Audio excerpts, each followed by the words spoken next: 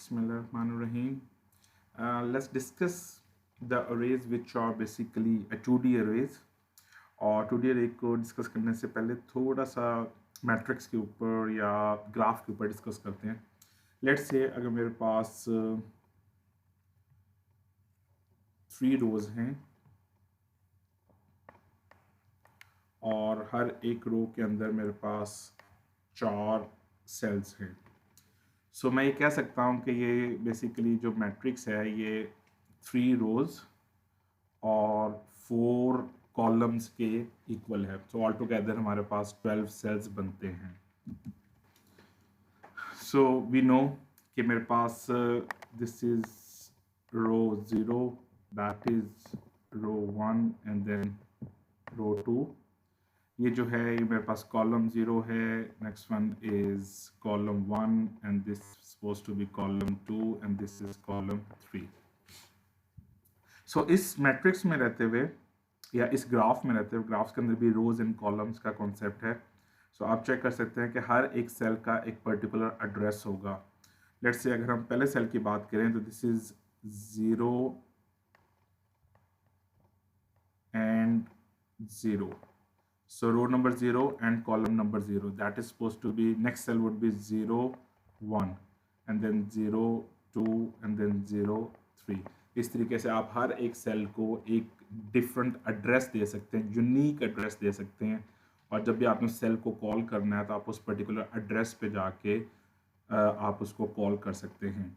Let's say अगर मैं इस सेल की बात करूं तो इस सेल के लिए मेरे पास जो रो है वो रो नंबर 2 है और जो कॉलम है वो कॉलम नंबर 1 है.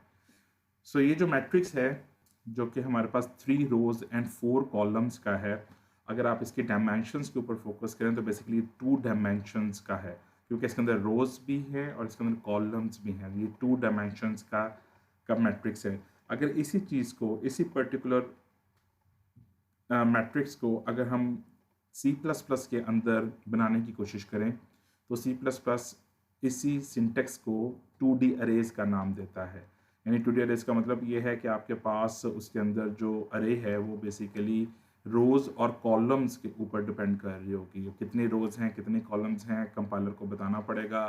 फिर आप हर एक सेल को जाके एक्सेस कर सकते हैं, यानी रीड कर सकते हैं, राइट कर सकते हैं, अपडेट कर सकते हैं, और जितने भी फंक्शनलिटी आप परफॉर्म करना चाहें वो तमाम फंक्शनलिटीज़ आप उस 2D अरे के अंदर कर सकते हैं.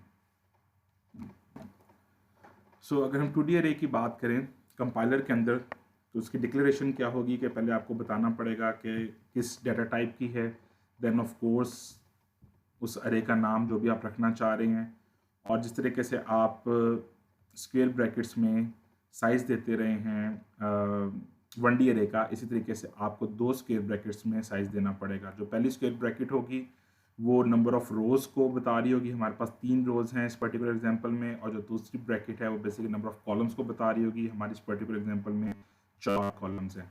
सो माइंड दैट कि आपके पास C++ के सिंटेक्स के अंदर जो पहला जो स्क्वायर ब्रैकेट्स होगी बेसिकली नंबर ऑफ रोज़, और जो सेकंड स्क्वायर ब्रैकेट होगी वो बेसिकली नंबर्स ऑफ कॉलम्स होंगी.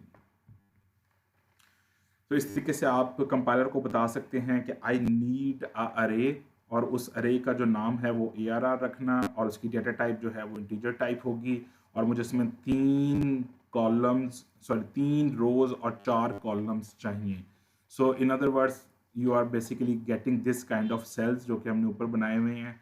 सो 3 × 4 आपको इंटीजर्स चाहिए विच इज़ 12, और एक इंटीजर जो होगा वो 4 बाइट्स ले रहा होगा. सो आप इस तरीके से जो टोटल मेमोरी है जो इस 2D अरे के लिए चाहिए वो आप गेट कर सकते हैं.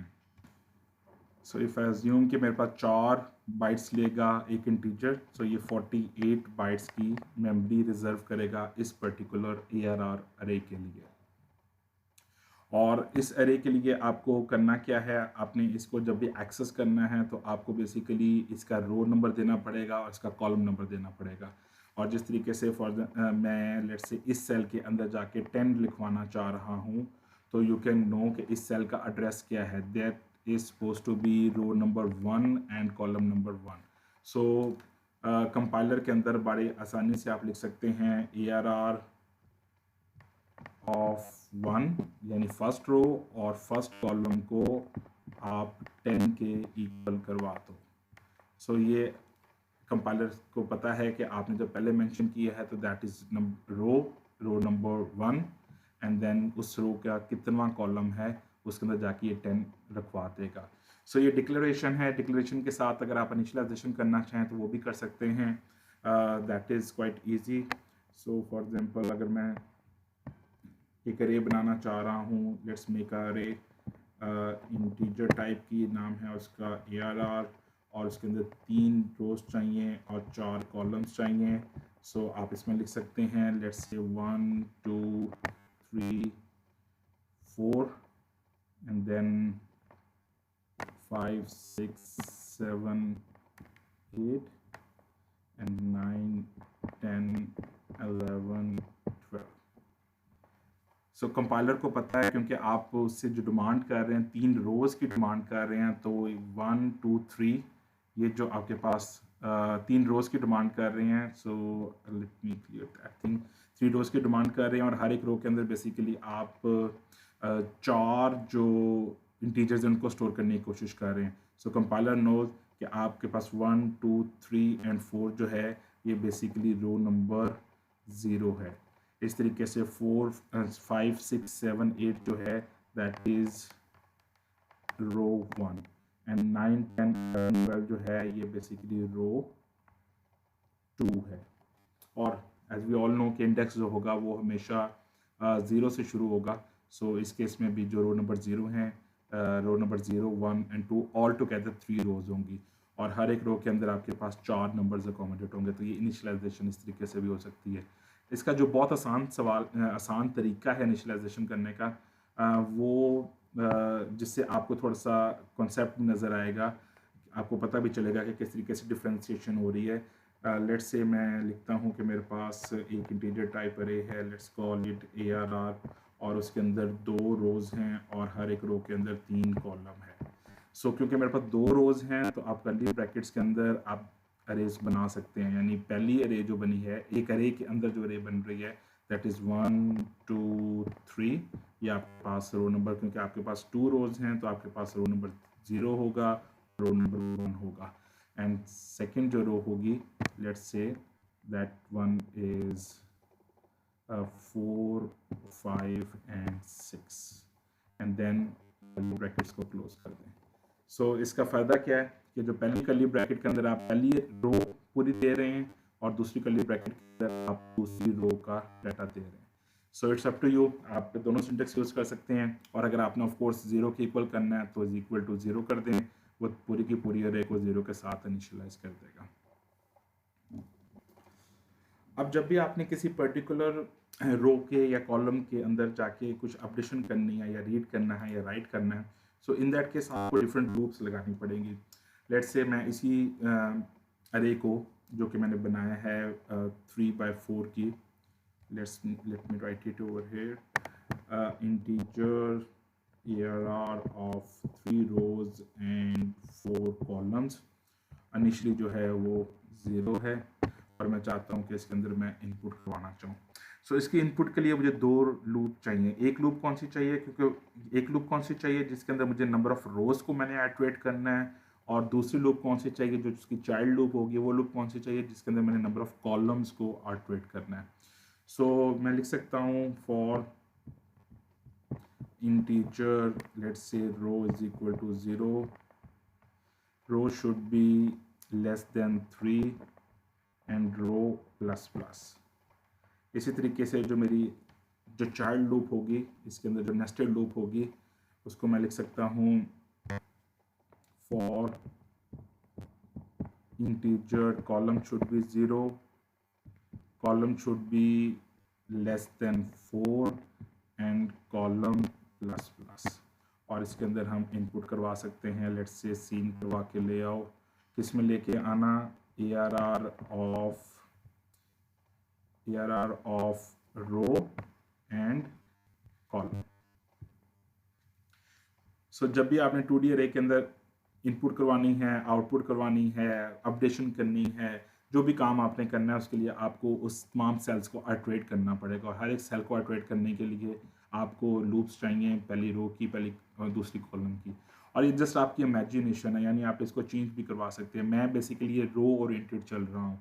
अगर आप इसको कॉलम ओरिएंटेड चलना चाहिए, यानी पहले आप कॉलम कॉलम को सारा आइटरेट करें और फिर रो को आइटरेट करें, तो दैट इज़ आल्सो पॉसिबल। आप इस रोज़ को इस लूप को इंटरचेंज कर सकते हैं, रोज़ इंटरनल लूप बन जाए और काउंटर जो कॉलम जो है वो आपके पास मदर लूप बन जाए। So that is quite possible.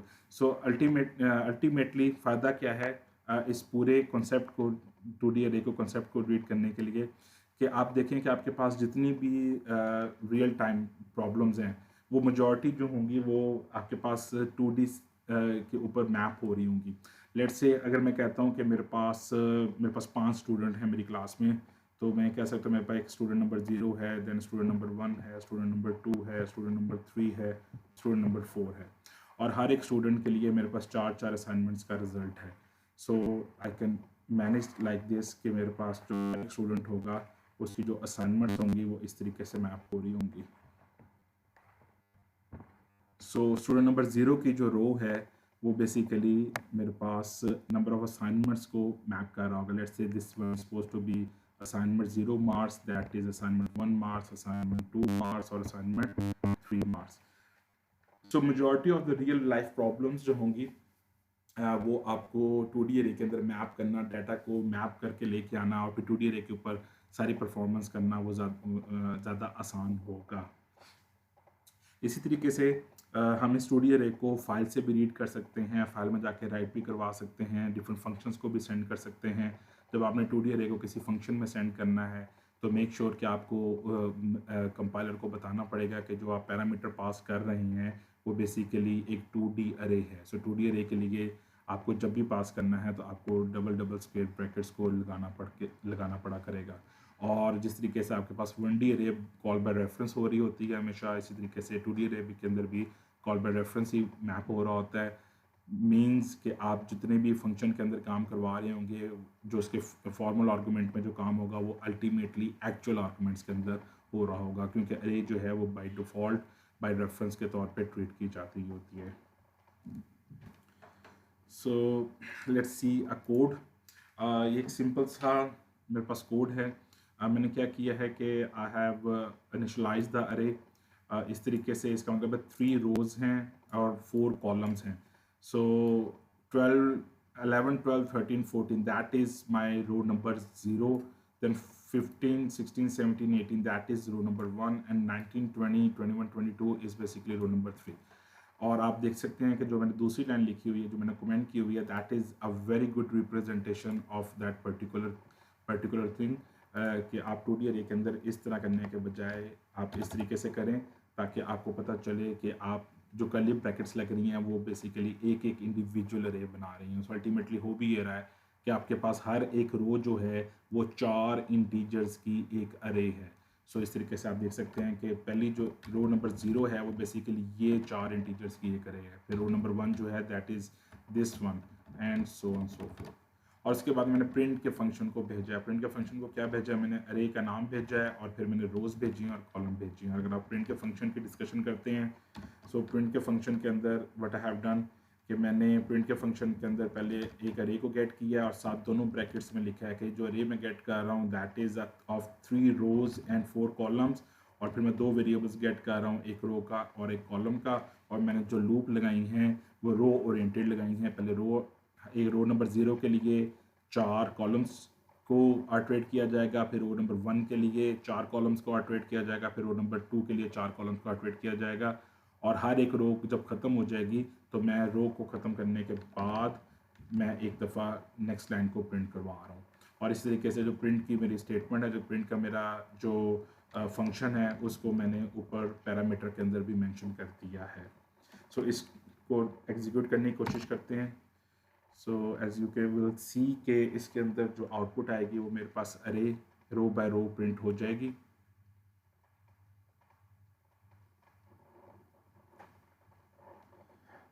It is again taking too long.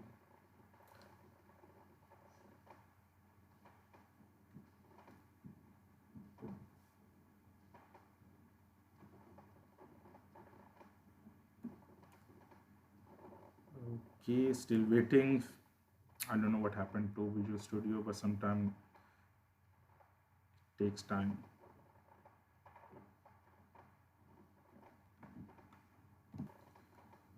Okay, so here we are.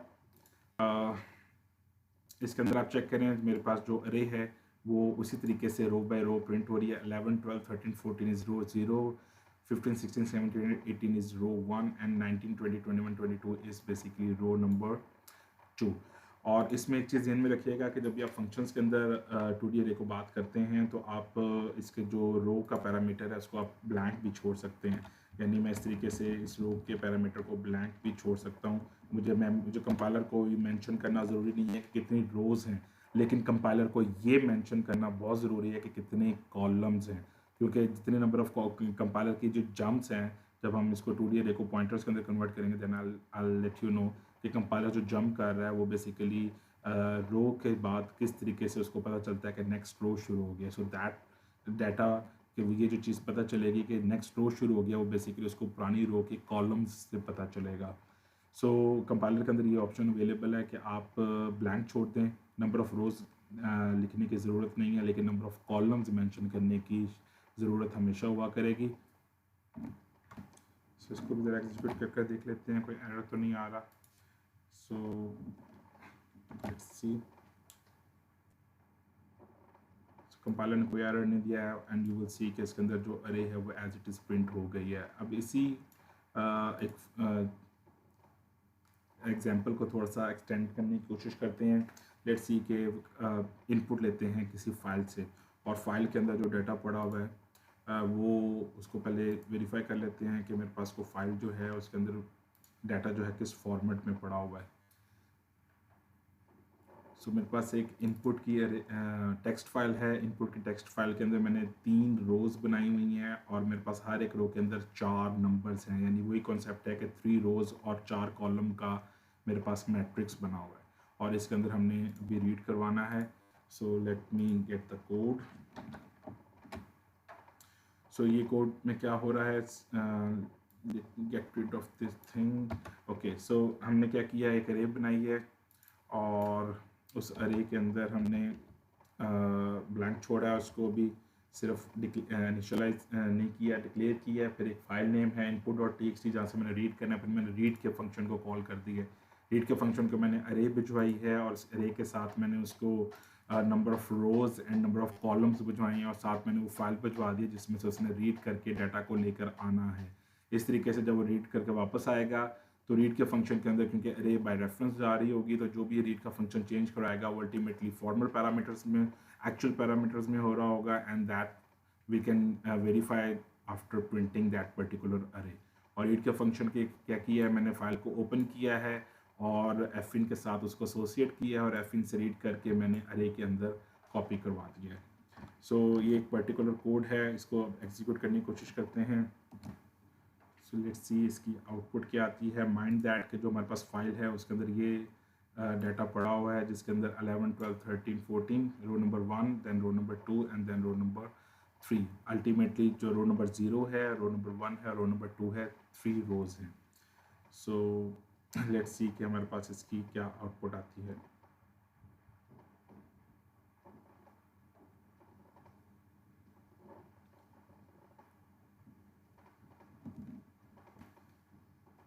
Okay, सो आप चेक कर सकते हैं कि मेरे पास जो प्रिंट डाटा सही रीड होके 2D अरे में आ गया है और उसको फिर हमने प्रिंट भी करवा लिया है।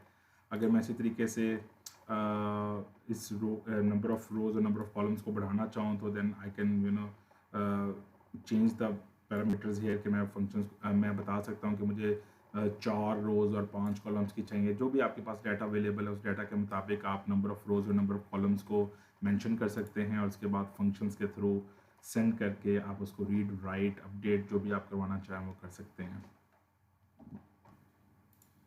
सो जस्ट इमेजिन दैट कि जो 2D अरे है वो बेसिकली आपके पास एक फॉर्मेट है जो मैट्रिक्स का फॉर्मेट है। तो मैट्रिक्स के जितने भी ऑपरेशंस परफॉर्म हो सकते हैं, यानी मैट्रिक्स की सब्ट्रैक्शन है, एडिशन है, मल्टीप्लिकेशन है, वो तमाम के तमाम काम जो हैं वो 2D अरे के अंदर रहते हुए हम 2D अरे को यूज़ करते हुए हम C++ के कोड के अंदर करवा सकते हैं।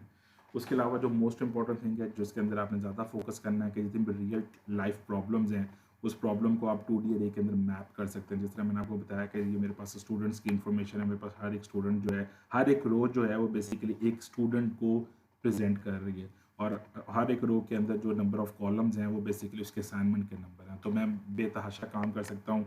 लेट्स से मैं यहाँ से मैक्सिमम ढूंढ सकता हूँ, मैं हर एक रो का मैक्सिमम निकाल सकता हूँ, रो मैक्स निकाल सकता हूँ। जब मैं रो मैक्स निकालूंगा तो मैं बता सकता हूँ कि अगर मैंने रो नंबर 2 का मैक्स निकाला है तो मैं बता सकता हूँ कि स्टूडेंट नंबर 2 का कौन सी वाली असाइनमेंट है जिसमें हाईएस्ट नंबर है।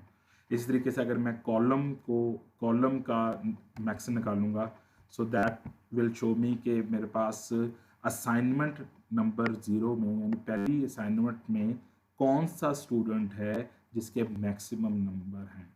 So you can map the actual problems into a 2D array, और फिर 2D array को यूज़ करते हुए आप कॉलम्स को मैनिपुलेट करते हुए, रोज़ को मैनिपुलेट करते हुए आप अपने डाटा की रिप्रेजेंटेशन क्रिएट कर सकते हैं, और डाटा की रिप्रेजेंटेशन से आप डिफरेंट डिसीजन मेक कर सकते हैं।